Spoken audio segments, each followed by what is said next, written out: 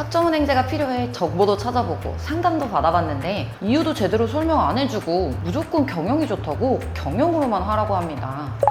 학점은행제 플래너들은 사기꾼들도 많다는데 이게 맞나 싶으셨죠? 사실 무조건 경영학으로 해야만 하는 경우들도 있지만 필수까지는 아닌 경우들도 있습니다. 또 생각보다 주의해야 할 부분도 많아서 결국 내 상황에 맞는 과정으로 진행하시는 게 가장 중요한데요. 오늘 영상에서 왜 다들 경영학을 선택하라고 하는지 그 이유와 반드시 경영학으로 해야만 하는 케이스 그리고 경영학 진행 시 주의사항까지 전부 알려드리겠습니다. 영상 끝까지 시청하셔서 나한테 딱 맞는 학습 플랜으로 여러분의 꿈을 이루시길 응원합니다.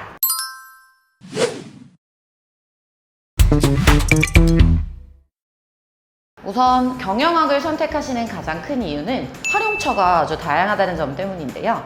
대학 졸업장이 필요한 경우, 편입을 희망할 경우, 취업이나 승진, 연봉 협상 등을 위해 학위 조건을 맞추셔야 하는 경우, 산업기사, 기사, 국가자격증 등의 응시 자격을 갖추기 위해서 등 각자의 진로에 맞게 학은제를 활용하게 되실 텐데요.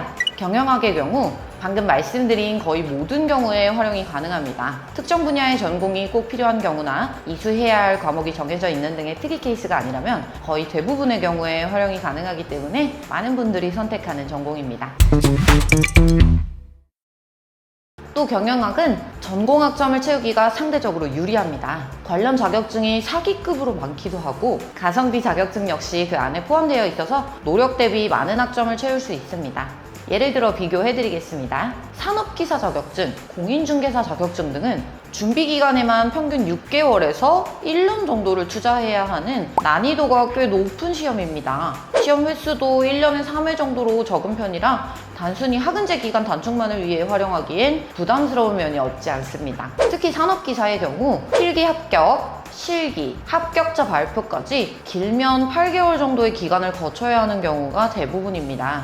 이 자격증들은 학점 인정 시 16학점이 인정됩니다. 경영학을 전공하게 될 경우 통상적으로 매경 테스트 우수, 테셋 3급, SMAT 1급 등의 자격증을 취득하시기를 권장드리고 있는데요. 보통 매경과 테셋은 하루에 2~3시간씩 한 달 정도 공부하면 합격이 가능합니다. SMAT 1급은 하루에 2~3시간씩 3주 정도면 충분히 합격하고요. 이 3개 자격증 모두 1년에 6번에서 8번 정도의 시험 일정이 있습니다. 뿐만 아니라 시험 응시일로부터 바로 다음 주에 합격자 발표가 납니다. 만약 내가 이번에 떨어져도 바로 다음 달이나 다다음 달에 다시 볼 수가 있는 거죠. 그렇다면 학점은 얼마나 인정이 될까요? 각각 18학점, 17학점, 10학점 인정되는 자격증입니다.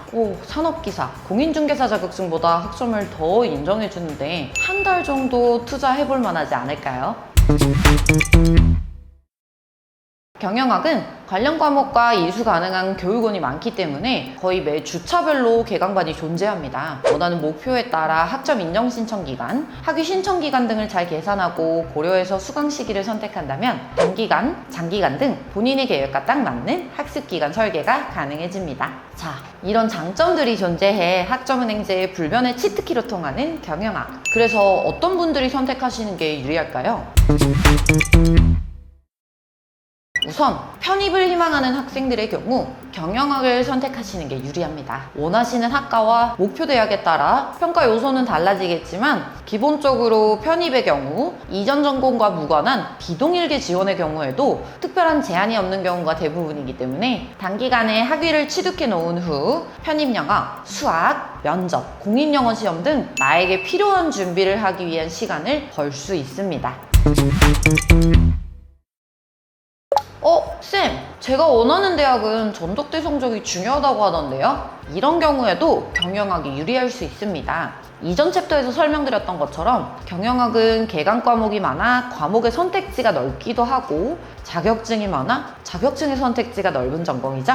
수강 과목으로 성적을 잘 받기 어려울 것 같다라는 걱정이 되신다면 전공 과목은 가성비 자격증으로 대체해 전공 학점을 채우고 교양 과목 위주로 학점을 채운다면 상대적으로 성적 관리가 수월해질 수 있습니다. 같은 맥락으로 특히나 성적 관리에 신경 쓰셔야 하는 원하는 대졸자 전형으로 보건계열 신입학을 노리는 학생들, 대학원 진학을 원하는 학습자분들 역시 경영학을 선택하시는 게 유리할 수 있겠죠. 다만 성적 관리가 중요한 학생들의 경우 교육원과 멘토를 선택할 때에는 조금 더 신경을 써주시는 편이 좋습니다. 이 부분에 대해서는 다음 챕터인 경영학 선택 시 주의할 점을 다루면서 자세히 설명드려 보겠습니다.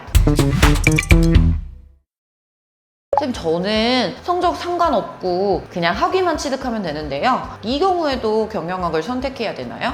하는 의문이 드는 분들도 분명히 계실 겁니다. 보통 승진이나 연봉 협상 등을 위해 재직 중인 회사에서 일정 수준 이상의 학위 요건 충족을 요구하는 경우가 있는데, 이런 경우 단기간에 학위 자체만을 취득하는 게 목적이신 분들이 대부분입니다. 경영학은 다양한 가성비 자격증이 존재한다고 설명드렸던 부분 기억나시나요? 자격증을 병행해 학점을 빠르게 취득할 수 있기 때문에 기간과 비용을 단축하기가 타 전공에 비해 유리합니다. 이제 경영학을 선택할지 말지 마음의 결정을 내리셨나요? 그렇다면 경영학을 선택하신 후 주의해야 할 점들에 대해서도 함께 짚어드리겠습니다. 경영학은 관련 과목이 정말 다양한데요. 모든 과목이 여러분에게 유리하진 않습니다. 믿고 걸러야 할 과목들이 존재합니다. 경영통계학, 회계원리, 재무관리, 생산관리. 해당 과목들은 이름만 들어도 숫자가 연상되고 어질어질해지진 않나요? 맞습니다. 상대적으로 수료가 아주 어려운 과목들에 속하는데요. 과목 이수를 위해 필수로 치러야만 하는 쪽지 시험이나 토론, 중간, 기말고사 등에서 단순 개념을 묻는 문제보다는 공식을 통한 계산 문제 역시 함께 출제되는 경우가 흔하기 때문에 좋은 점수를 받기가 어렵습니다. 혹시 실수로 해당 과목을 신청하신 분 계신가요? 나에게 꼭 필요한 과목이랑 저는 수업 열심히 들을 거예요 하는 분이 아니라면 지금 당장 교육원 사이트로 들어가셔서 환불하시기를 권장드립니다. 특히 수강료가 저렴한 교육원을 통해 학점은행제 과정을 진행하는 경우 해당 과목들을 패키지로 묶어 키업팔기하는 교육원도 있으니 이 부분을 꼭 확인하시기를 다시 한번 강조드립니다. 경영정보시스템, 시장조사론, 경영전략론, 경제학 개론. 해당 과목들 역시 난이도가 높은 과목에 속합니다. 다만 희망하시는 진로에 따라 해당 과목 강의가 도움이 되는 경우도 있으니 본인의 진로와 목표에 대해 충분히 고민해 보신 후 그 내용을 담당 멘토와 상의하신 이후에 선택하시기를 권장드립니다. 추가로 테스 자격증을 보유하고 계신 분들은 이미 경제 관련 개념들에 대해 친숙한 상태이기 때문에 경제학 개론을 수강하셔도 괜찮을 수 있습니다. 또 직장인 중에 격리나 회계 관련 부서에 근무하시는 분들 역시 회계학 강의를 들으시는 데 큰 무리는 없으시겠죠. 이 사례들처럼 본인에게 맞는 과목 선택도 중요하게 작용하기 때문에 어떤 과목을 선택해야 할지 모르겠다 하는 생각이 드신다면 아무 과목이나 골랐다가 과락하는 과목을 만들거나 성적이 낮아 재수강해야 하는 경우를 만들지 마시고 고정 댓글에 링크를 통해 꼭 문의 주시기 바랍니다. 온라인으로만 강의가 진행된다고 해서 성적 관리가 무조건 식은 죽 먹기일까요? 누군가에겐 그럴 수 있지만 학업과 업무를 병행하고 계시거나 공부에 손을 놓은 지 오래 지나 다시 학업 진행에 용기를 내신 분들에겐 A부터 Z까지 모든 과정을 혼자서만 진행하시기엔 다소 무리가 따를 수 있습니다. 특히나 학은제 역시 대학 과정의 교육이기 때문에 과목별 과제, 쪽지시험, 토론, 중간고사, 기말고사 등을 통해 학생의 성적을 상대평가하고 있습니다. 이 과정에서 도움을 받을 수 있는 멘토의 존재 유무에 따라 여러분들이 체감하는 난이도는 몇 배 이상 차이가 나기도 합니다. 모든 교육원별로 과제의 양과 시험 난이도, 토론과 쪽지 시험의 난이도, 횟수가 모두 다 다른데 학업에 집중하시기도 바쁜 여러분이 이 부분까지 직접 알아보고 비교해서 결정하셔야 한다는 점 꼭 고려하시기를 바랍니다. 또 경영학 전공은 2년제 졸업장인 전문학사과정과 4년제 졸업장인 학사과정의 이수 과목이 다릅니다. 심리학개론, 무역학개론, 사회학개론, 리더십, 광고학 5과목은 경영학 학사과정으로 인정되는 과목입니다. 그렇지만 전문학사과정에서는 학점으로 인정되지 않습니다. 전문학사과정이 아니라면 상관없지 않을까요? 라고 생각하시는 분들도 계신가요? 실제로 학점은행제는 진행 과정에서 변수가 정말 많이 발생하는 제도입니다. 특히나 전공학점의 경우 필수 과목도 존재하고 최소 기준 기준이 존재하기 때문에 안일하게 생각하셨다가 학위 취득이 미뤄지는 경우도 있고, 학사 과정을 진행하시다가 전문 학사 과정으로 변경하시는 경우도 흔한 경우입니다. 이왕 진행하기로 마음 먹으셨다면 위험 부담을 안고 가기보다는 나에게 유리하고 안전한 방향으로 학습 계획을 세우셔야 무사히 학위 취득까지 마치실 수 있겠죠.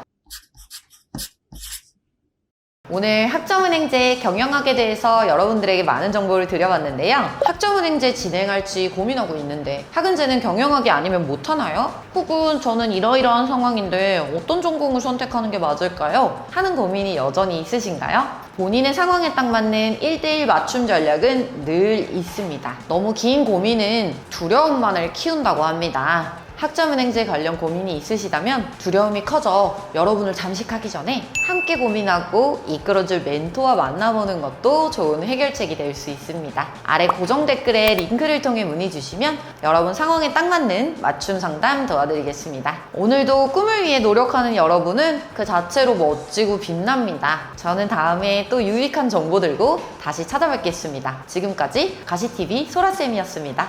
안녕! 더 궁금하신 점이 있거나 영상에 나온 선생님과 상담을 원하시면 PC는 제목 아래에 있는 더보기란을 클릭, 상단에 있는 상담 링크를 클릭하셔서 문의를 남겨주시면 됩니다.